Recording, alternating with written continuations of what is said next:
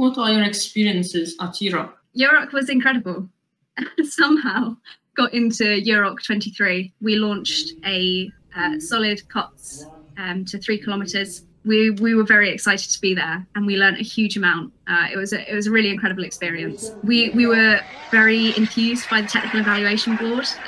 Being able to have industry professionals challenge us on our engineering decisions that we made on our rocket was that was a really great experience. We really quite enjoyed our flight readiness review. And if we were to do it again, we have some different things that we would change, and it's given us a more critical eye. When we look at other rocketry projects, we're asking those same questions that we got asked, and really understanding that testing is king. The importance of being able to evidence that that the choices you have made are safe and that they're going to fly. And that it fits within the rest of your system. What were the biggest challenges you faced while developing your rocket for EuRoC? The fact that we weren't all living in the same city at the time made it quite a challenge. So last year, the 6 of us, we were all on a year in industry, which is a choice that you can make at university in the UK. So you can take a year out of your studies to go and work in a relevant job, and you write reports on it. But it meant that we were hundreds of miles from each other, literally, and communicating over video calls and text messages. So we're very much enjoying being able to sit in the same room this year and just chat about rockets. I think that was really challenging because as exciting as rocketry is, if you have no one to bounce it off of, it can get very, it gets a little bit lonely to be designing rockets on your own in a room. So yeah, we're really grateful to all be back in the same room this year. I think the build challenge, we did have a bit of a challenge with funding last year, in that there wasn't much of it, which we are very excited to see the future of the Space Society at University of Bristol just grow and grow, and we're hoping that future years won't have that problem of funding. But yeah, that meant that we had to make some choices on how many cameras and how much data we could have on the system. It was kind of hard getting the rocket to Portugal from the UK.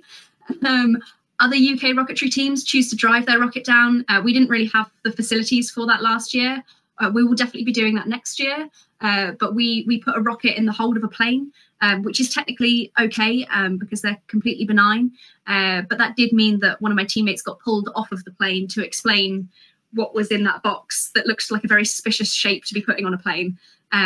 So I think that's a bit of a challenge that there is the English Channel in the way between the UK and Europe, and we would definitely look at crossing that body of water in a different way in future years. What are your goals for EuRoC? We'd like to get in again. That would be really nice.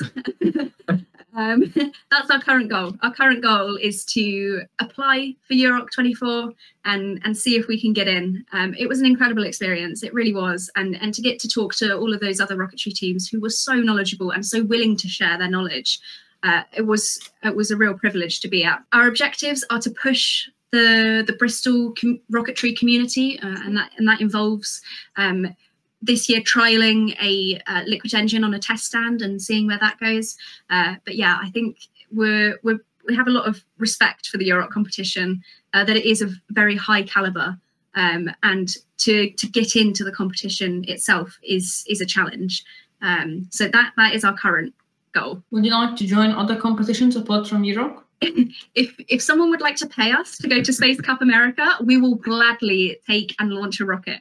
We would absolutely love to do that. It sounds amazing. And again, that's an even wider body of the rocketry community. You're then looking at the global rocketry community, which is amazing to interact with through the global Discord. To go to a competition and meet some of these other teams would be incredible. But at the moment, the funding at University of Bristol means that Spaceport America is probably not on the cards in the near future. You should also mention that in the UK, there's the MAC competition.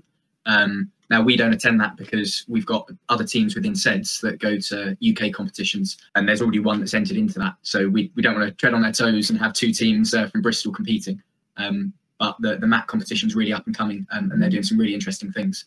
So that's one of those competitions to look out for in future years.